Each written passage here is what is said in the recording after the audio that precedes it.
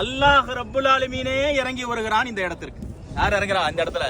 அல்லாஹ் ரப்புல் ஆலமீன் இறங்குகிறான் இந்த அரஃபாவுடைய மைதானத்தில்.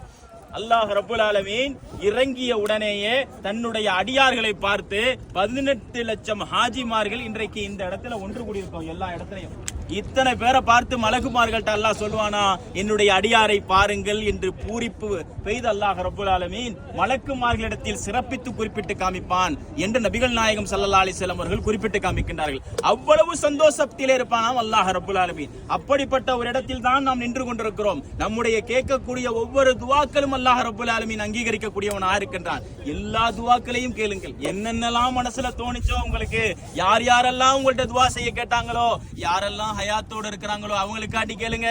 யாரெல்லாம் நம்மளை விட்டு பிரிந்து சென்று விட்டார்களோ அவர்களுக்காக வேண்டி கேளுங்க. நம்முடைய தாய் தந்தை உறவினர்கள் நம்மோடு நெருங்கியவர்கள் என்றைக்கோ ஒரு சமயத்திலே கூறியிருக்கலாம், நீ ஹஜ் செய்யும் பொழுது எனக்காக வேண்டி துவா செய், நீங்கள் அந்த அரஃபாவுடைய மைதானத்திலே நின்றிருக்கும் பொழுது எங்களுக்காக வேண்டி துவா செய்யுங்கள் என்று அவர்கள் கூறியிருக்கலாம். அதை மறந்து விடாமல் அவர்களுடைய பெயரை ஞாபகப்படுத்தி அவர்களுக்காக வேண்டி இந்த இடத்திலே இந்த நேரத்திலே நீங்கள் துவா செய்யுங்கள். இது மகரிபுடைய வக்து வரைக்கும் தான் அல்லாஹ் ரப்புல் ஆலமீன் இந்த புனித பூமி. நபி ஸல்லல்லாஹு அலைஹி வஸல்லம் அவர்கள் சொன்னார்கள், ஐயௌமின் ஹாதா, இது எந்த நாள், ஐயு பலதின் ஹாதா, இது எந்த இடம், ஐயு ஷஹரின் ஹாதா, இது எந்த ஊர் என்று நபிகள் நாயகம் ஸல்லல்லாஹு அலைஹி வஸல்லம் அவர்கள் கேட்டார்கள்.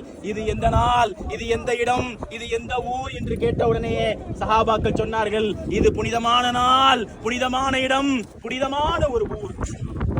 அல்லாஹ்வுடைய தூதர் சொன்னார்கள், எப்படி இந்த ஊர் புனிதமானதோ, எப்படி இந்த இடம் புனிதமானதோ, எப்படி இந்த ஊர் புனிதமானதோ, எப்படி இந்த நாள் புனிதமானதோ, அப்படித்தான் ஒவ்வொரு மனிதனுடைய மானமும் உங்களுக்கு புனிதமானது, அவனுடைய கண்ணியமும் உங்களுக்கு புனிதமானது. ஒரு மனிதனுடைய விஷயத்தில் நீங்கள் கவனமாக இருந்து கொள்ளுங்கள் என்று நபிகள் நாயகம் ஸல்லல்லாஹு அலைஹி வஸல்லம் சொன்னார்கள். அடுத்த மனிதர்களை பற்றி பொறாமை பேசி விடாதீர்கள், அடுத்தவர்களை பற்றி பொறாமைப்பட்டு விடாதீர்கள், அவர்களை பற்றி வீணாக பேசி விடாதீர்கள், பொய் பேசி விடாதீர்கள், புறம் பேசி விடாதீர்கள் என்று நபிகள் நாயகம் ஸல்லல்லாஹு அலைஹி வஸல்லம் அவர்கள் கூறினார்களே. அப்படிப்பட்ட சிறப்பு வாய்ந்த இடம்தான். அல்லாஹ்வுடைய தூதர் சொன்னார்கள், இதற்கு பிறகு நான் உங்களை சந்திப்பேனோ என்று எனக்கு தெரியாது. அல்லாஹ்வுடைய தூதர் சொன்னார்கள், அல்லாஹ் ரப்புல் ஆலமீன் கடைசி வசனத்தை அல்லாஹ் இறக்கி அருளிய இடம்தான் தான், அல் யௌம அக்மல்து லக்கும் தீனக்கும் வ அத்மம்து அலைக்கும் நியாமதி வ ரலீது லக்கும் இஸ்லாமு தீனா.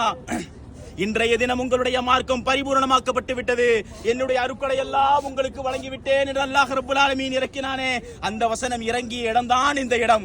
அல்லாஹ்வுடைய தூதர் ஸல்லல்லாஹு அலைஹி வஸல்லம் அவர்கள் லட்சக்கணக்கான சஹாபாக்களுக்கு மத்தியிலே மிகப்பெரிய ஒரு பேருரை நிகழ்த்தினார்கள். வாழ்க்கையில் நடந்த அத்தனை விஷயங்களையும் ரத்தின சுருக்கமாக அல்லாஹ்வுடைய தூதர் ஸல்லல்லாஹு அலைஹி வஸல்லம் அவர்கள் சொன்னார்கள். மக்களே, நான் உங்களிடத்தில் எல்லாவற்றையும் சொல்லிவிட்டேனா என்று அல்லாஹ்வுடைய தூதர் கேட்டார்கள். சஹாபாக்கள் சொன்னார்கள், அல்லாஹ்வுடைய தூதரே, நீங்கள் எல்லாவற்றையும் எங்களுக்கு சொல்லிவிட்டீர்கள் என்று சொன்ன உடனே அல்லாஹ்வுடைய தூதர் ஸல்லல்லாஹு அலைஹி வஸல்லம் அவர்கள் வானத்தை நோக்கி தன்னுடைய கையை உயர்த்தி சொன்னார்கள், யா அல்லாஹ், இதற்கு நீ சாட்சி, யா அல்லாஹ், இதற்கு நீ சாட்சி என்று அல்லாஹ்வுடைய தூதர் ஸல்லல்லாஹு அலைஹி வஸல்லம் அவர்கள் சொன்னார்கள்.